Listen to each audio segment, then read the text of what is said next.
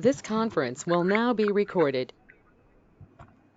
हम basically information technology को discuss कर रहे हैं। इंफॉर्मेशन टेक्नोलॉजी, इंफॉर्मेशन टेक्नोलॉजी में इसके हम यूजेस भी पढ़ेंगे, इसके इफ़ेक्ट्स भी पढ़ेंगे। इफ़ेक्ट्स तो ऑलमोस्ट हमने पढ़ ही लिए थे, और इससे रिलेटेड थ्रेट्स भी होते हैं।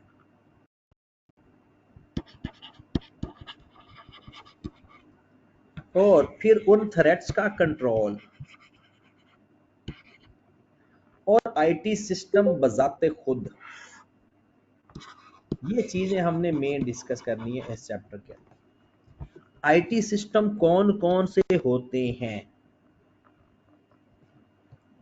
इसके फिर यूजेस क्या हैं, हमारे एनवायरनमेंट में ऊपर क्या उसके इफेक्ट्स आते हैं, आईटी से रिलेटेड क्या क्या थ्रेट्स या रिस्क हैं, यानी आईटी सिस्टम पर आने के क्या क्या रिस्क या थ्रेट हो सकते हैं, और फिर उन रिस्क या थ्रेट्स को कंट्रोल कैसे किया जा सकता है, ये हमने सारा डिस्कस करना है।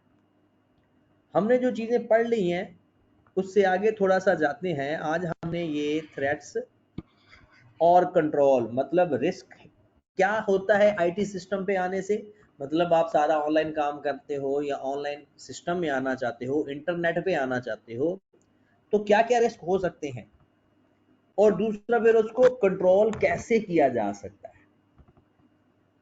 तो कहता है जो सबसे पहले जो मेजर रिस्क हो सकते हैं, यानी आईटी सिस्टम के अंदर या आप कोई ऑनलाइन या इंटरनेट के ऊपर काम करना चाहते हो, तो उसके जो मेजर रिस्क होते हैं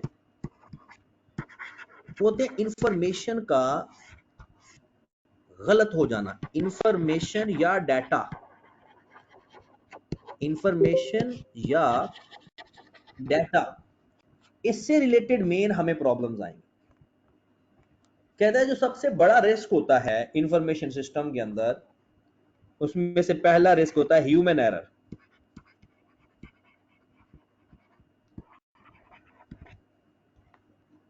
मतलब डाटा एंटर करते वक्त गलती हो जाना, रिकॉर्ड करते वक्त कोई गलती हो जाना, कोई वैल्यू कम लिख देना, कोई वैल्यू ज्यादा लिख देना।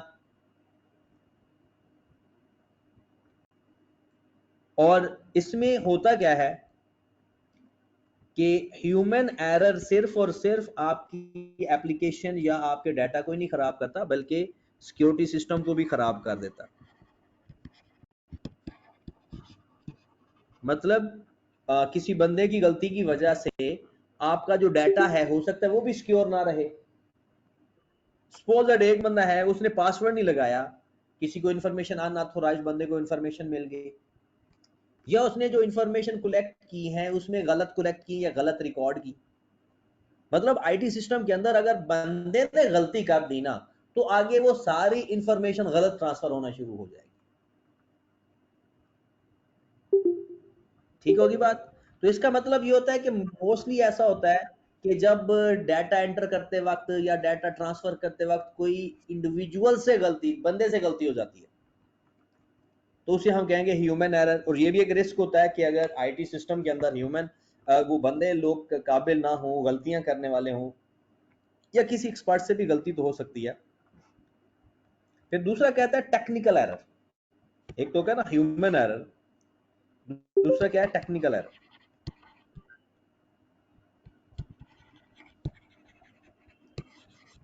टेक्निकल एरर किसे कहते हैं कि कंप्यूटर के हार्डवेयर या सॉफ्टवेयर में मसला आ जाए।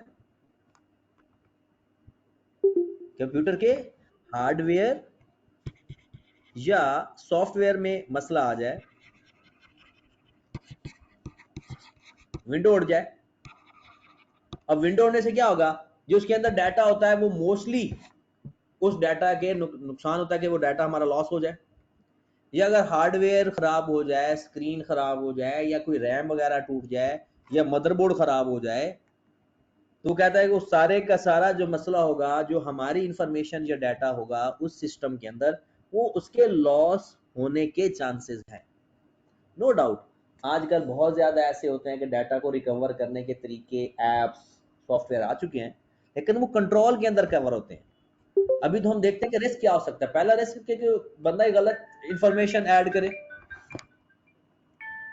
और दूसरी इंफॉर्मेशन ये होती है, ये दूसरा ये होता है कि टेक्निकल एरर आ जाए, मतलब वो सिस्टम के अंदर एरर आ जाए उसके हार्डवेयर की वजह से या उसके सॉफ्टवेयर की वजह से। तीसरा होता है नेचुरल डिजास्टर।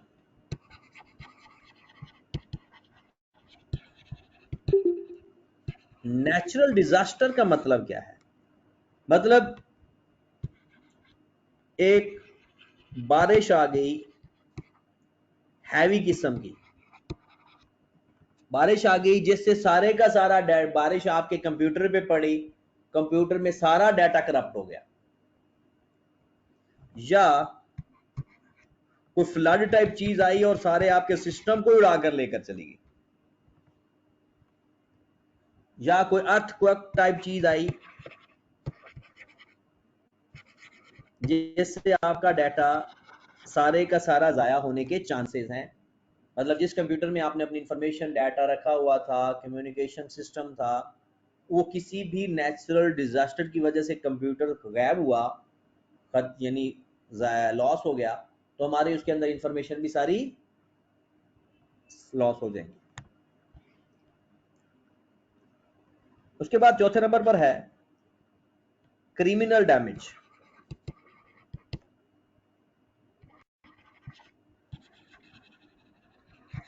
क्रिमिनल डैमेज को सबोटैज भी कहते हैं। क्या मतलब है? तो उसका कि आपका सिस्टम ही चोरी हो जाए, मतलब आपका सिस्टम ही कोई चोरी करके ले चला जाए, तो इसका मतलब है आपका सिस्टम के साथ साथ आपकी इंपॉर्टेंट इंफॉर्मेशन भी चली गई,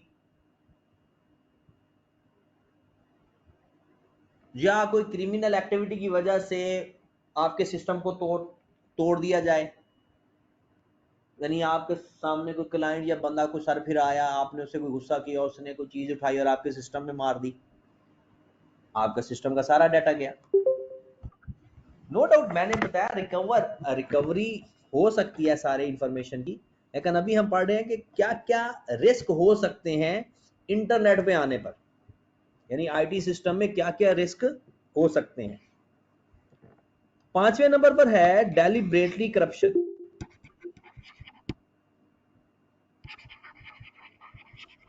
डेलिब्रेटली, इसका क्या मतलब है? आपने एक लफ्ज वायरस सुना होगा, कहता है लोग जानबूझ के किसी के सिस्टम के अंदर ना वायरस डाल देते हैं जिससे उसका डाटा करप्ट होने के चांसेस होते हैं, उसका डाटा खराब होने के चांसेस होते हैं। कहता है वो जानबूझ के, वो आपको पता है कि पहले सीडी नहीं लगाते थे जी उसमें वायरस आ जाएगा, आजकल जैसे यूएसबी में वायरस हो जाता है, या ईमेल के जरिए वायरस लोग ट्रांसफर कर देते हैं। तो या वो ऐसे ही ना, आप कोई वेबसाइट ओपन करते हो, उसके अंदर कोई ऐसे लिंक पर क्लिक हो जाता है जिससे हमारे कंप्यूटर में वायरस आ जाता है। कहता है उस वायरस से हमारी सारी इंफॉर्मेशन के करप्ट होने का खतरा होता है। उसके बाद है लॉस ऑफ की पर्सोनल।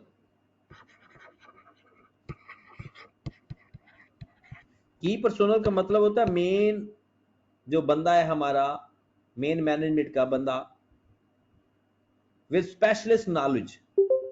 लॉस ऑफ की पर्सोनल विद स्पेशल नॉलेज, इसका मतलब क्या बनता है?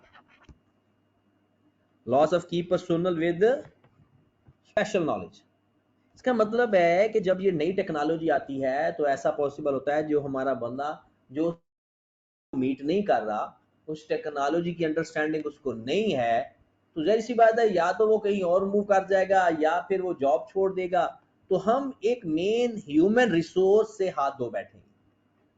मतलब एक नई टेक्नोलॉजी आ गई जिसमें उसकी जरूरत ही नजर नहीं आ रही, तो एंटिटी तो चाहेगी कि चलो इतनी हमारी सेविंग हो जाएगी, सैलरी नहीं देने पड़ेगी, तो कहते हैं इससे हमारे जो मेन पर्सोनल मतलब टॉप बेस्ट मैनेजमेंट होती है उसके लॉस होने का भी खतरा होता है कि कहीं वो छोड़ के चले ना जाएं या वैसे हम ही खुद ही ना निकाल दें। 7वें नंबर पर है जनाब अनऑथोराइज्ड यूजर्स।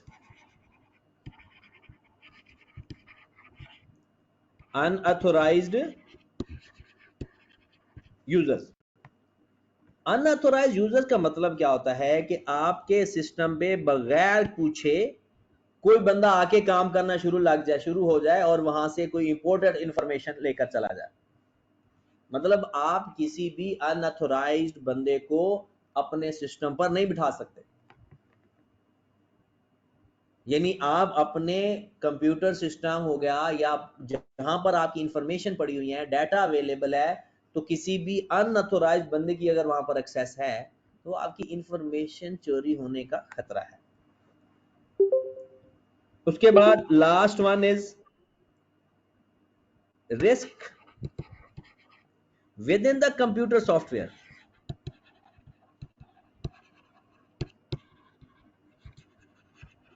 कहता है कंप्यूटर सॉफ्टवेयर में बजाते खुद हो सकता है। वजह कि जब वो सॉफ्टवेयर बनाया गया था हो सकता है उसके अंदर कोई ह्यूमन एरर हो।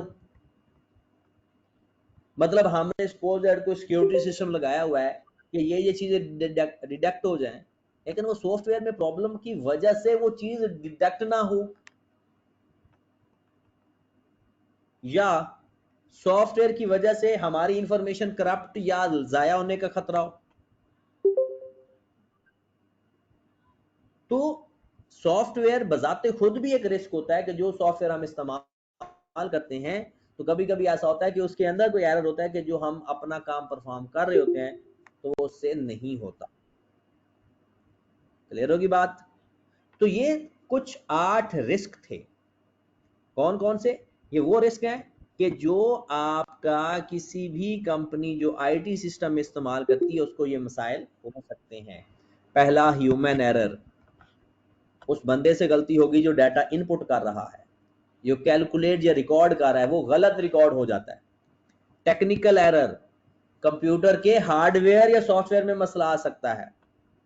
नेचुरल डिजास्टर, कोई ऐसी कुदरती आफत आ जाए जिससे हमारा बाकी सामान के साथ साथ हमारा कंप्यूटराइज सिस्टम या टेक्निकल सिस्टम या टेक्नोलॉजी भी सारी की सारी गई साथ ही। क्रिमिनल डैमेज का मतलब ये होता है कि जब कभी ऐसा होता है कि हमारा सिस्टम ही सारा चोरी हो जाए, हमारा कंप्यूटराइज सारी ड्राइव्स वगैरह यूएसबी हर कोई बंदा चोरी करके ले जाए, जिससे हमारी इंफॉर्मेशन के बारे में लोगों को पता चल सकता है। डेरिवेटिव करप्शन का मतलब ये होता है कि कभी कभी ऐसा होता है कि कुछ लोग जानबूझ के लोगों के कंप्यूटर में वायरस डाल देते हैं जिससे उनकी फाइल, उनकी इंफॉर्मेशन ज़ाया होने का खतरा होता है। नई नई टेक्नोलॉजी आने से हमारे जो की पर्सोनल होते हैं जो कि स्पेशल नॉलेज रखते हैं उनके लॉस का खतरा होता है कि या तो वो डर से बाहर चले जाएं कंपनी से कि इस टेक्नोलॉजी का हम मुकाबला नहीं कर पाएंगे, या फिर वैसे ही आप निकाल देते हो कि अब इसकी जरूरत तो है नहीं। अनऑथोराइज्ड यूजर्स, ये मतलब जो कंप्यूटर यूज कर रहा है वो प्रॉपर अथोराइज्ड पर्सन हो, ऐसे ना कि कोई भी बंदा आ जाए और आपके कंप्यूटर में काम कर ले और वहां से इंफॉर्मेशन निकाल के ले जाए। फिर उसके बाद कंप्यूटर जो सॉफ्टवेयर है वो बजाते खुद भी एक रिस्क है। क्या हो सकते हैं? वो सॉफ्टवेयर के अंदर बनाते हुए कोई गलती हो जाए, सॉफ्टवेयर करंट चीज को डिटेक्ट ना कर सके, करंट सिचुएशन को, तो वो क्या होता है कंप्यूटर सॉफ्टवेयर के अंदर ही कोई इशू है।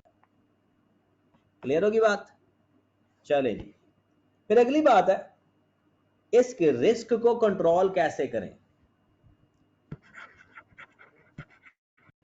रिस्क को कंट्रोल कैसे करना है? कहते हैं भाई साहब दो टाइप के रिस्क को कंट्रोल करने के तरीके हैं। ये आईटी कंट्रोल है, याद रखें, और रिस्क भी आईटी से रिलेटेड है। ये ना समझ लेना कि हमने पहले भी वो रिस्क पढ़े, कंट्रोल पढ़े बाकी चैप्टर्स में भी, और अब तो ये सिर्फ आईटी से रिलेटेड है। कहते दो टाइप के कंट्रोल हैं, एक है जनरल कंट्रोल जो हर किसी को लगाना चाहिए, और एक होता है एप्लीकेशन कंट्रोल मतलब जो चीज आप इस्तेमाल कर रहे हो जो दूसरे के पास नहीं है, आप उस पर भी कंट्रोल लगा सकते हो। जनरल कंट्रोल का मतलब होता है सिंपल, बाकी सारी चीजों पर नजर रखना। और एप्लीकेशन कंट्रोल का मतलब है स्पेशली उस एप्लीकेशन को देखना जिस पर आप कंट्रोल लगा रहे हो। तो एप्लीकेशन कंट्रोल तो हम पढ़ लेंगे। आज हमने पढ़ना है जर्नल कंट्रोल। हाँ जी जनाब, वो कहता है जर्नल कंट्रोल में सबसे पहला काम आप करो फिजिकल एक्सेस कंट्रोल।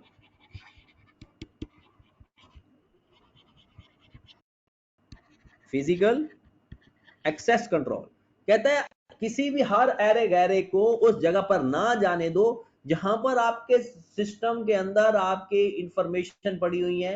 आपके कंप्यूटर के अंदर जो इंपॉर्टेंट इंफॉर्मेशन पड़ी है उस कंप्यूटर वाली साइड पर हर बंदे का आना जाना बंद कर दो जो अनऑथोराइज्ड है। ऑथोराइज बंदा तो जा सकता है विद अथॉरिटी, लेकिन जो बंदा ऐसे जाते जाते आपके कंप्यूटर कमरे में घुस जाए वो इजाजत नहीं होनी चाहिए। फिजिकल एक्सेस कंट्रोल, इससे क्या हो सकता है, किस तरह से? वो कहता है कि आप ऐसा करें जिस कमरे में आपका कंप्यूटर है उस कमरे को लॉक लगा दें या कंप्यूटर को ही लॉक लगा दें। ओके की बात। उसके बाद किसी भी अनऑथोराइज्ड बंदे को भी और किसी भी अनऑथोराइज्ड स्टाफ को भी एंट्री की इजाजत नहीं होनी चाहिए। फिर कहता है पुटिंग बार्स ऑन विंडो। इसका मतलब क्या है? शटर प्रूफ,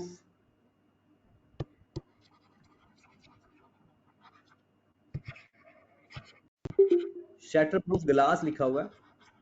इसका मतलब क्या होता है कि आप अपने कमरे की जो दरवाजे खिड़कियां हैं वो इतने साफ नहीं होने चाहिए कि बाहर से अंदर नजर आए। ब्लाइंड शीशे का इस्तेमाल करना चाहिए। क्या ऐसा होना चाहिए कि वो इस तरह से कि बाहर से जो भी बंदा अंदर देखने की कोशिश करे तो उसे मसला आए, लेकिन जो अंदर वाला बंदा बैठा है वो क्लियर क्लियर बाहर देख सके। क्लियर होगी बात? तो जनाब हम रिस्क को मैयर कैसे कर सकते हैं, कैसे बता सकते हैं कि रिस्क इतना है, उससे इतना नुकसान या फायदा हो सकता है? फायदा तो नहीं हो सकता, मेन नुकसान ही होता है। कहते हैं कि जनाब आप how to measure the risk. तो नंबर 1 कहते हैं हार्डवेयर को मतलब अपने कंप्यूटर सिस्टम वगैरह को ऐसी जगह पर रखें जहां पर ना चोरी का खतरा हो और ना फ्लड वगैरह के आने से वो खराब होता हो। मतलब एक तो इस तरह जगह पे होना चाहिए, ऐसी लोकेशन पे होना चाहिए कि जिसमें ना तो not a risk of flood, ना तो वहां फ्लड का रिस्क हो, and not chances of theft, ना वहां पर चोरी का खतरा हो। ऐसी जगह फिजिकल एक्सेस देखने तो आप उसके कंट्रोल कर रहे हैं। ओके होगी बात? फिर वो कहता है दूसरे नंबर पर physical protection for cables. Physical protection for cables, इसका क्या मतलब है?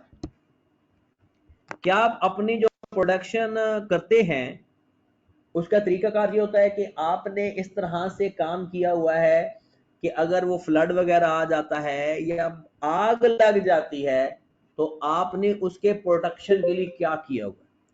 जो प्रोटेक्शन के लिए काम करते हो उसे हम कहते हैं फिजिकली प्रोटेक्शन फॉर केबल्स। तीसरे नंबर है, वो कहता है कि जब लाइट चली जाए ना,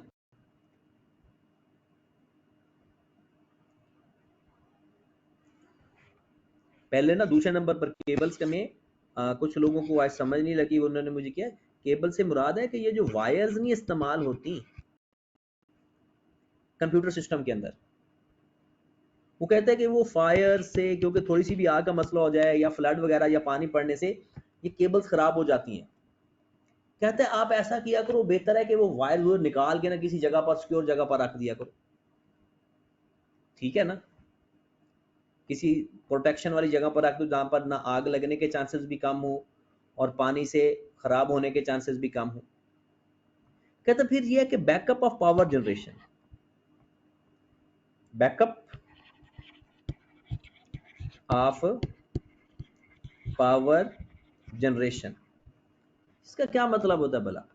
बैकअप ऑफ पावर जनरेशन मतलब आप कंप्यूटर पे काम कर रहे हैं, लाइट चली जाती है, आपका तो डाटा का नुकसान होने का खतरा है। आप पेपर दे रहे हो, लाइट चली जाती है, काम खराब हो जाता है। तो कहता है कि आप कोई भी आईटी का काम करते हो तो उसके लिए एक बैकअप होना चाहिए, मतलब जनरेटर हो, यूपीएस लगवाया हो, सोलर सिस्टम हो, कोई ना कोई बैकअप हो कि लाइट चली जाए तो फौरन आपका कोई नुकसान ना हो, आपका कंप्यूटर बंद ना हो, बल्कि आप फौरन उसके ऊपर काम कर रहे हो वैसे करते रहे। क्लियर होगी बात? वो कहता है कि आपने करना क्या है, यूजिंग शैटर प्रूफ ग्लासेस।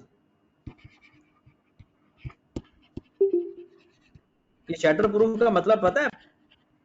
खवातीन को तो पता होगा। हाँ जी, वैसे ना आप मैसेज कर देते हो और मैसेज मैं मोस्टली नहीं पढ़ता होता।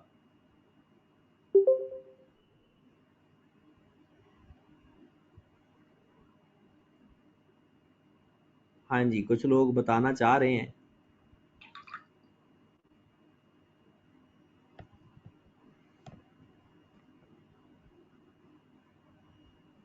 शैटर प्रूफ ग्लासेस का मतलब भला क्या होता है कि उससे एक तो वो थोड़े मजबूत टाइप होते हैं, मतलब वो कोई ऐसे जल्दी टूटते नहीं है। उसके बाद बाहर से वो उसमें ऊपर ऐसे लेयर्स लगी होती हैं कि जहां से वो अंदर देखना झांकना भी थोड़ा मुश्किल हो जाता है, और वहां पर ये थोड़ी सी ये जो चीज यानी फ्लड वगैरह आते हैं उससे भी ये काफी हद तक प्रोटेक्ट रहते हैं। उसके बाद है वो कहता है installing smoke detectors, installing smoke detector, इसका मतलब क्या होता है? स्मोक डिटेक्टर यानी ऐसे आपको ना जैसे ही थोड़ा सा धुआं आए जलने का, जैसे ये केबल्स नहीं जलना शुरू हो जाती जहां से कोई कनेक्शन हमारा शॉक हो रहा होगा या कनेक्शन जहां पर स्पार्क हो रहा होता है, तो वहां से बू आना शुरू हो जाती है, धुआं आना शुरू हो जाता है। वो कहता है कि आप ऐसे सॉफ्टवेयर इंस्टॉल करें या इस तरह से काम करें कि अगर आपके सिस्टम के अंदर कोई भी स्पार्क वगैरह केबल वगैरह खराब होती है ना, तो आपको फौरन पता चल जाए। फिर कहता है फायर अलार्म होने चाहिए, फायर डोर होने चाहिए, ये सारी चीजें। फायर अलार्म होना चाहिए कि जैसे ही आग लगे एक बड़ा सा बाजा बज जाना चाहिए। फायर डोर होने चाहिए जहां से भागा जा सके या जहां से सिक्योर किया जा सके, जहां से आग की वो शिद्दत को कम किया जा सके। फिर वो कहता है कि रेगुलर फायर ड्रिल्स, इसका क्या मतलब होता है? रेगुलर फायर ड्रिल, वो कहता है आपने अपने स्टाफ को, ड्रिल का मतलब होता है प्रैक्टिस करवाना, अपने स्टाफ को रेगुलर प्रैक्टिस करवाते रहे कि हाउ टू सिक्योर, के किसी अगर कल को कोई मसला हो जाता है तो आपने उसके अगेंस्ट प्रोटेक्शन कैसे लेनी है, अपने सिस्टम को अपने कंप्यूटर को किस तरह से बचाना है, अपनी इंफॉर्मेशन कैसे बचानी है।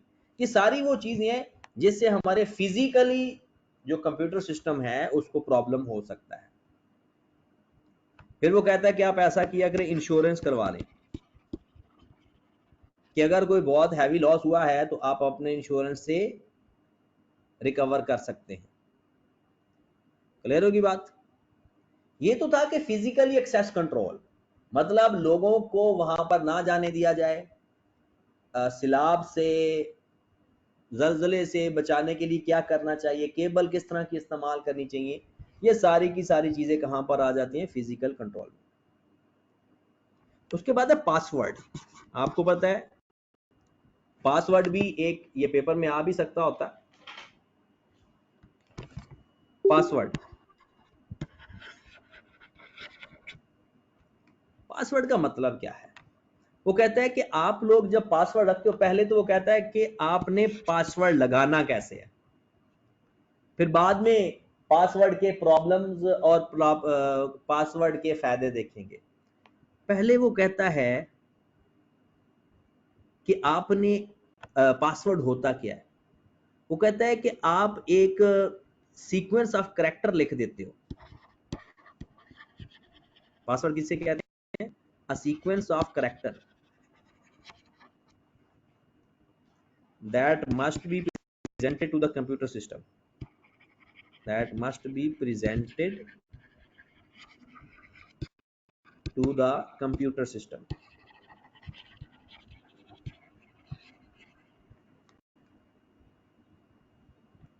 जो कि before it allow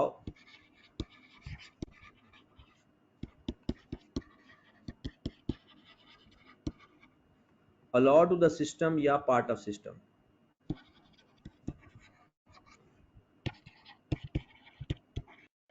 एक बार दोबारा देखें। कहता है पासवर्ड एक करेक्टर ऑफ सीक्वेंस होता है। मतलब क्या है कि आप कोई ऐसे ही सीक्वेंस में कोई नंबर या कोई करेक्टर या कोई अल्फाबेट लिख देते हो, जो कि किसी भी सिस्टम में एक्सेस को अलाउ करने के लिए वो प्रेजेंट करना पड़ता है। किसी भी कंप्यूटर सिस्टम में एक्सेस हासिल करने के लिए, रसाई हासिल करने के लिए आपको पुट करना पड़ता है। तो a sequence of character that must be presented to the computer system before it will allow access to the system। कहता उसमें एक्सेस लेने से पहले आपको एक पैटर्न ऑफ कैरेक्टर प्रेजेंट करना पड़ता है कंप्यूटर सिस्टम, उसे पासवर्ड कहते हैं। ओके की बात। उसके बाद वो कहता है कि नॉर्मली ऐसा होता है कि जिस बंदे का वो पासवर्ड होता है उसको तो वो इतना जल्दी याद होता है कि वो फौरन ही लगा देता है। और जैसे आपको अपने अपने लैपटॉप या अपने अपने मोबाइल्स के पासवर्ड इतने याद होंगे कि आपको सोचना भी कभी नहीं पड़ता होगा। उसके बाद है कि आपने ना जो पासवर्ड लगाना है, एक तो कंप्यूटर सिस्टम में लगाए, वो कहता है फिर आप कंप्यूटर फाइल पे भी लगाएं। हर फाइल पे या हर प्रोग्राम पे आप अलग अलग पासवर्ड लगाएं। ये ना हो कि किसी बंदे को अगर हमारे सिस्टम के पासवर्ड का पता चल गया तो फिर वो बाकी अंदर जाकर हर फाइल से इंफॉर्मेशन निकाल सकता है। क्लियर होगी बात? चलें जी। वो कहता है कि इसके साथ अच्छा पासवर्ड तो लगा लिया, सारा कुछ हो गया, तो क्या पासवर्ड का कोई नुकसान भी है? तो बिल्कुल नुकसान होते हैं। वो कहता है कभी कभी अनऑथोराइज्ड बंदे को पासवर्ड का पता चल जाता है, कभी कभी प्रेडिक्टेड पासवर्ड लगाया जाता है जिसको जज करना आसान होता है, जैसा कि कोई अपनी डेट ऑफ बर्थ लिख देता है, कोई सीए वाले ज्यादातर लोग अपना सीआरए नंबर पासवर्ड लगा देते हैं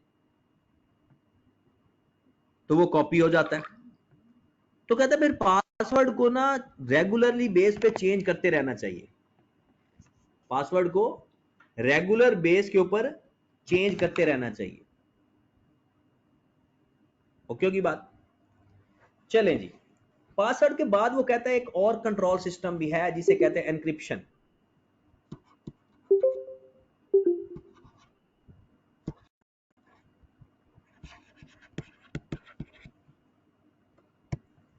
क्या होता है वो एनक्रिप्शन?